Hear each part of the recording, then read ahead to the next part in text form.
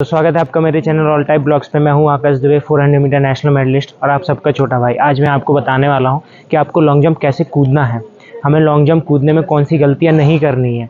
क्या है, हम कई छोटी छोटी गलतियां कर देते हैं लॉन्ग जंप कूदने में, जो कि हमको भर्ती में नहीं करनी है और हमारी भर्ती में लॉन्ग जंप खराब ना हो, इसलिए हमको ये वाली गलतियां नहीं करनी है।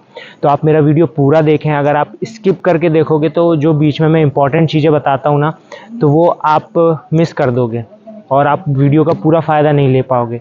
इसलिए आप वीडियो पूरा देखें। तो चलिए हम स्टार्ट करते हैं। तो सबसे पहले हम गलती क्या करते हैं, हम गलती करते हैं जैसे हमारा ये टेक ऑफ है, तो आपको यहाँ से, जैसे आपको यहाँ से कूदना है, टेक ऑफ लेना है यहाँ से, तो आपके वहाँ पर भर्ती वाली जगह पर भी ऐसा होगा, भले ही अगर लकड़ी का बोर्ड नहीं लगा होगा लेकिन लाइन वगैरह बनी होगी। तो हम सबसे बड़ी गलती क्या करते हैं, हम यहाँ से स्टेपिंग लेके नहीं जाते, अपनी नाप के नहीं जाते, जिससे हमारे ना फाउल होने के चांसेस ज़्यादा हो जाते हैं। तो हम ज़्यादा से ज़्यादा फाउल करते हैं और फाउल ना हो, उसको फाउल बचाने के चक्कर में हम क्या करते हैं, अपनी स्पीड को ब्रेक करते हैं, उठाते हैं, ब्रेक करते हैं।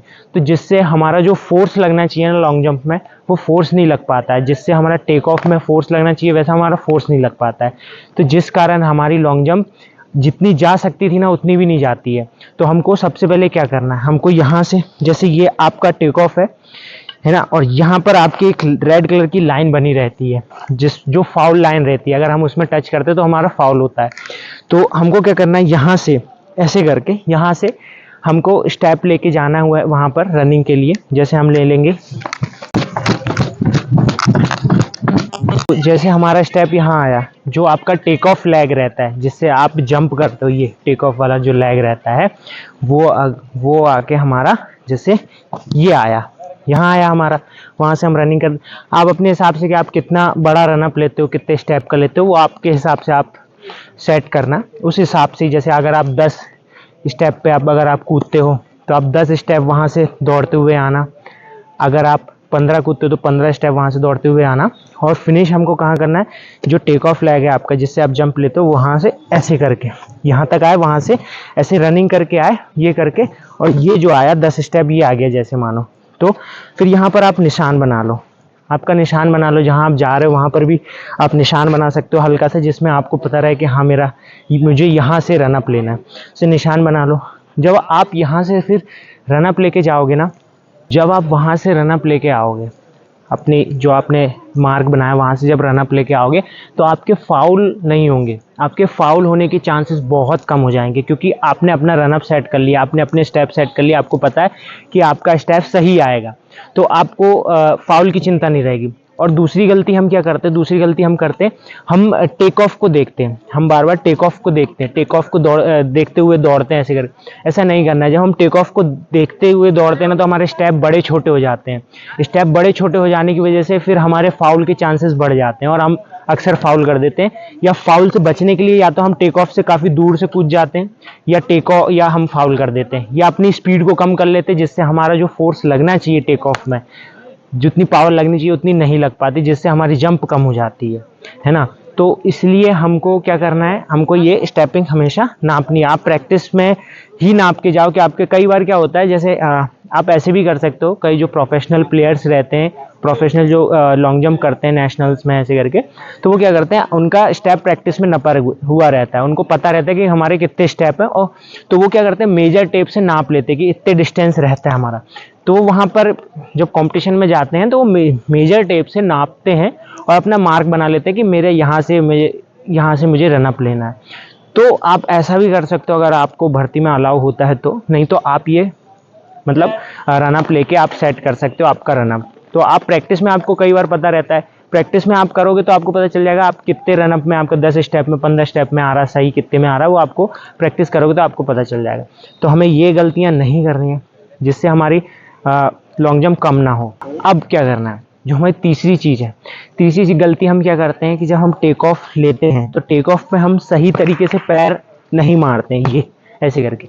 टेक ऑफ होता ही है हमको सपोर्ट के लिए, तो हम क्या करते हैं, हम ऐसे आके सीधा ऐसे कूद जाते हैं। ऐसे नहीं कूदना है आपको प्रॉपर तरीके से इस पर फोर्स लगाना है। ये आपको ये फोर्स जब आप इस पर से फोर्स लगाएंगे ना, और इसको फोर्स लगाते समय पैर आगे, ये सी आप इस पे मारिए, पैर फोर्स लगाइए, ताकि आपको नीचे से सपोर्ट मिले। जब सपोर्ट आपको मिलेगा ना, तब आपकी जंप बढ़ेगी। और हम कई बार क्या करते हैं, कई बच्चे या कई जो बड़े भी हैं वो क्या करते हैं, नंगे पैर लॉन्ग जंप करते हैं। नंगे पैर लॉन्ग जंप करने में आपको बेनिफिट नहीं है, आपको लॉस है। अब लॉस इसलिए है कि जब हम शूज़ पहन के लॉन्ग जंप करेंगे ना, तो हमको सपोर्ट मिलेगा, हमको बाउंस मिलेगा, जंप मिलेगा, लेकिन नंगे पैर आपको नहीं मिलेगा। नंगे पैर बल्कि आपका पावर और कम, हमको नंगे पैर जब हम दौड़ते हैं या जंप करते हैं, जो भी करते हैं, तो हमको लगता है कि हम फास्ट दौड़ रहे हैं। क्यों? हमको इसलिए लगता है क्योंकि हमारी पूरी बॉडी सेंसेशन होती है, शेक होती है, क्योंकि हमारा पूरा नंगा पैर हमारा उस पे ग्राउंड पे इम्पैक्ट करता है, तो पूरे जो ग्राउंड का जो फोर्स है वो हमारी पूरी बॉडी में इम्पैक्ट होता है, तो हमको लगता है हम बहुत ताकत लगा रहे हैं, बहुत फास्ट भाग। लेकिन ऐसा नहीं है। आप शूज़ पे ही कूदें, आप रनिंग भी शूज़ पे करें, लॉन्ग जंप भी शूज़ पे करें।